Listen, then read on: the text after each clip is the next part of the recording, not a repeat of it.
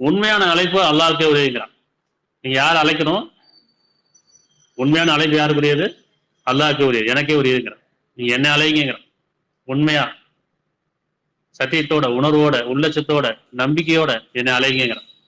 பிரார்த்தனை செய்யும்போது நம்ம நினைச்சோம் ஒரு சடங்கா பிரார்த்தனை பண்ணக்கூடாது. பயபக்தியோட, உண்மையோட, உள்ளச்சத்தோட, நம்பிக்கையோட பிரார்த்தனை பண்ணணும்.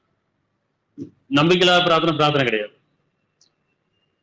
அத்தியாயம் 13:14 அத்தியாயம் 13:14 உண்மையான அழைப்பு அவனுக்கே உரியதாகும். என்ன அழைங்க? எவர் அவனை அழைப்பதை அவனை அன்றி அழைக்கிறார்களோ அவர்கள் இவருக்கு எவ்வித பதிலும் தரமாட்டார்கள். இறைவனைத்தோ நம்ம யார் அழைச்சாலும், எதை அழைத்தாலும் அழைக்கிறதுக்காக, தேவைக்காக. அப்ப சொன்னா உங்களை படைச்ச நான் தான், உங்க தேவை உங்களுக்காக அகிலங்களையும் படைச்சிருக்கேன். அதுக்கான வழிகாடு என்கிட்டயே இருக்குது. அது என்னையே அழையுங்க, இரண்டுமே கேளுங்க. உண்மையான